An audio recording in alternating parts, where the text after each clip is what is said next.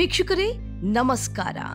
ನಮ್ಮ ರಾಜ್ಯದ ರಾಜಕೀಯವೇ ಒಂದು ಕಡೆ ಆದರೆ ಬೆಳಗಾವಿಯ ರಾಜಕೀಯವೇ ಬೇರೆ ರೀತಿಯದ್ದಾಗಿರುತ್ತೆ. ಅದು ಸಾಕಷ್ಟು ಬಾರಿ ಪ್ರೂವ್ ಕೂಡ ಆಗಿದೆ.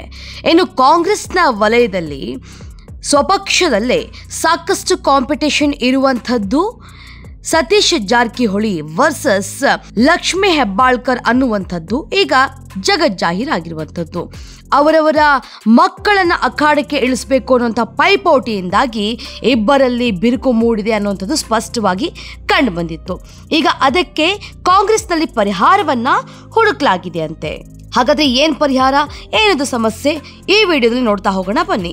ವೀಕ್ಷಕರೇ, ನಿಮ್ಗೆಲ್ಲ ಜ್ಞಾಪಕ ಇರ್ಬೋದು, ಒಂದು ಸಾರಿ ಈ DCM DK ಶಿವಕುಮಾರ್ ಅವರು ಬೆಳಗಾವಿಗೆ ಹೋದಂಥ ಸಂದರ್ಭದಲ್ಲಿ ಅವರನ್ನ ವೆಲ್ಕಮ್ ಮಾಡ್ಕೊಳ್ಳೋದಕ್ಕೆ ಯಾರು ಕೂಡ ಬಂದಿರಲಿಲ್ಲ.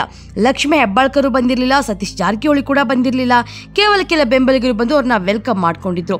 ಇಂಥ ಒಂದು ಸ್ಥಿತಿ ಬೆಳಗಾವಿಯಲ್ಲಿದೆ.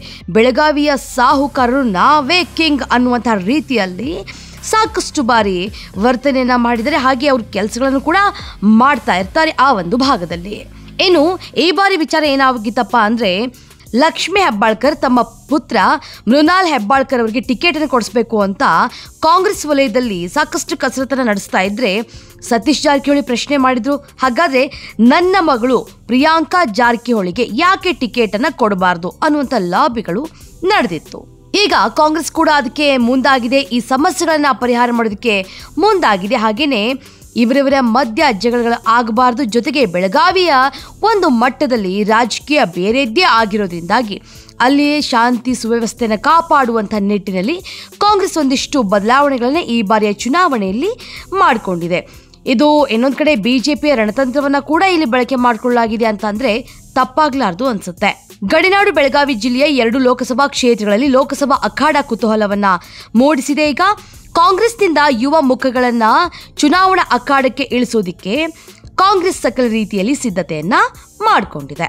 ಬೆಳಗಾವಿಯಿಂದ ಸಚಿವೆ ಲಕ್ಷ್ಮೀ ಹೆಬ್ಬಾಳ್ಕರ್ ಪುತ್ರ ಮೃಣಾಲ್ ಹೆಬ್ಬಾಳ್ಕರ್ ಅಖಾಡಕ್ಕೆ ಇಳಿದ್ರೆ, ಚಿಕ್ಕೋಡಿಯಿಂದ ಸಚಿವ ಸತೀಶ್ ಜಾರಕಿಹೊಳಿ ಪುತ್ರಿ ಪ್ರಿಯಾಂಕಾ ಜಾರಕಿಹೊಳಿ ಸ್ಪರ್ಧೆಯನ್ನ ಮಾಡಲಿದ್ದಾರೆ. ಈ ಇಬ್ಬರ ಹೆಸರನ್ನ ಕಾಂಗ್ರೆಸ್ ಹೈಕಮಾಂಡ್ ಅಂತಿಮಗೊಳಿಸಲಾಗಿದೆ ಅಂತ ಹೇಳಿದ್ದಾರೆ. ಪ್ರಿಯಾಂಕಾ ಸ್ಪರ್ಧಿಸುವ ಬಗ್ಗೆ ಖುದ್ದು ಮುಖ್ಯಮಂತ್ರಿಗಳು ಹಾಗೂ ಉಪಮುಖ್ಯಮಂತ್ರಿಗಳು ನನ್ನ ಜೊತೆ ಚರ್ಚಿಸಿದ್ದಾರೆ ಅಂತ ಸತೀಶ್ ಜಾರಕಿಹೊಳಿ ಹೇಳಿಕೆಯನ್ನು ಕೊಟ್ಟಿದ್ದಾರೆ.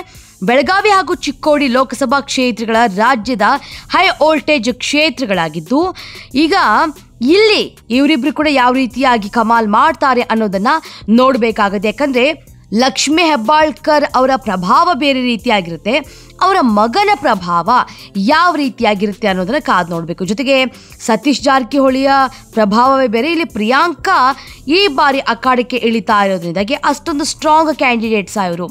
ಇದು ಕಾಂಗ್ರೆಸ್ಗೆ ಎಷ್ಟು ಪ್ಲಸ್ ಎಷ್ಟು ಮೈನಸ್ ಅನ್ನೋದನ್ನು ಕೂಡ ಇಲ್ಲಿ ಯೋಚನೆ ಮಾಡ್ತಾ ಹೋಗಬೇಕಾಗತ್ತೆ. ಅದೆಲ್ಲವೂ ಕೂಡ ಎಷ್ಟು ಮೈನಸ್ಸು ಎಷ್ಟು ಪ್ಲಸ್ಸು ಅನ್ನೋದು ಎಲೆಕ್ಷನ್ ನಂತರ ಗೊತ್ತಾಗುತ್ತೆ.